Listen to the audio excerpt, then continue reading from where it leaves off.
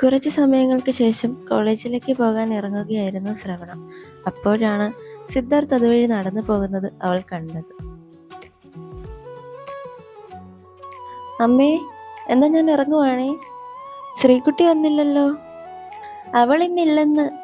എന്നാ ശരി, ഞാൻ അങ്ങോട്ട് പോകുക എന്നും പറഞ്ഞ് അവൾ വേഗം തന്നെ വീട്ടിൽ നിന്നിറങ്ങി ഓടിപ്പിടച്ചല്ലേ സിദ്ധാർത്ഥന്റെ അടുത്തെത്തി. സിദ്ധേട്ടാ. സിദ്ധാർത്ഥ് പെട്ടെന്ന് തിരിഞ്ഞു നോക്കി. ആ, എന്താടോ? എവിടെ പോവാ? ഞാൻ ജോലിക്ക് പോകുന്നടോ. ഇന്ന് ശ്രീകുട്ടിയില്ല, അപ്പോ ഞാൻ കൂടെ വന്നോട്ടെ? അതിനെന്താ ബാ, പോര്.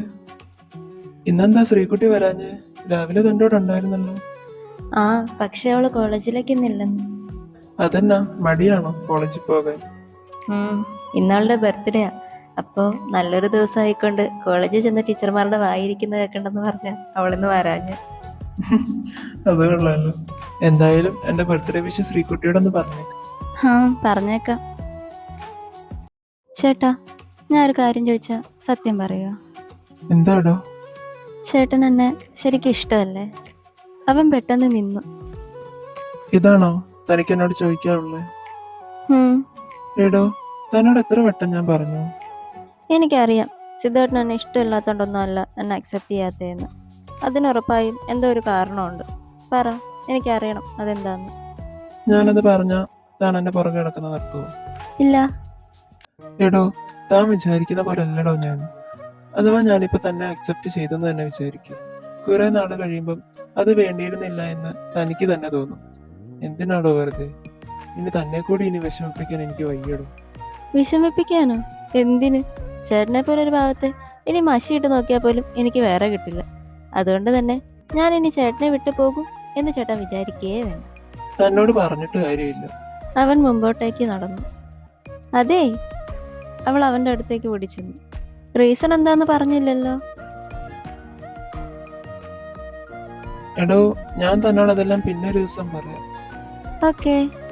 പിന്നെ വേറെ ആരോടും ചോദിക്കാൻ നിൽക്കണ്ട, ഞാനായിട്ട് തന്നോടെല്ലാം പറഞ്ഞോളാം.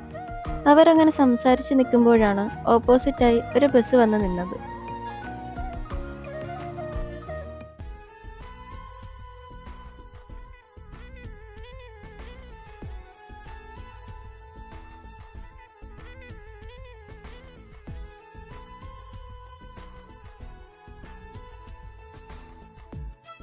ആ ബസ്സിൽ നിന്നും ഇറങ്ങി അവൾ നേരെ സിദ്ധാർത്ഥന്റെ അടുക്കലോട്ടാണ് വന്നത്.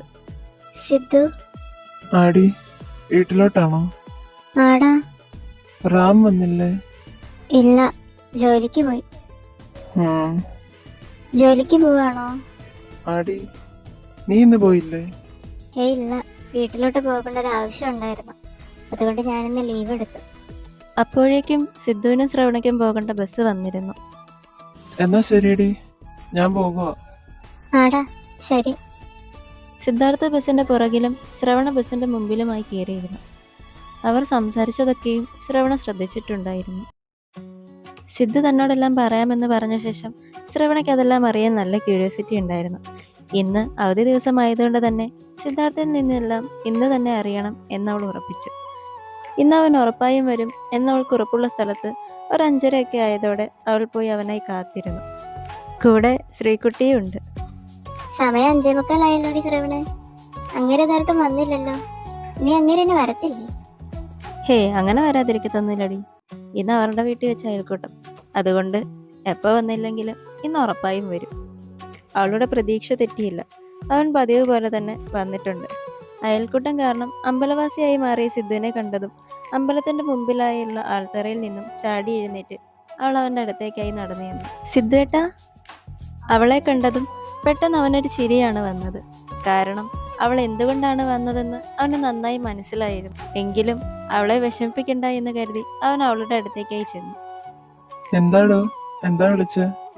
ഒന്നുമില്ല, ചേട്ടനെ കണ്ടോണ്ട് വിളിച്ചെന്നേ ഉള്ളൂ. Sreekutty, happy birthday.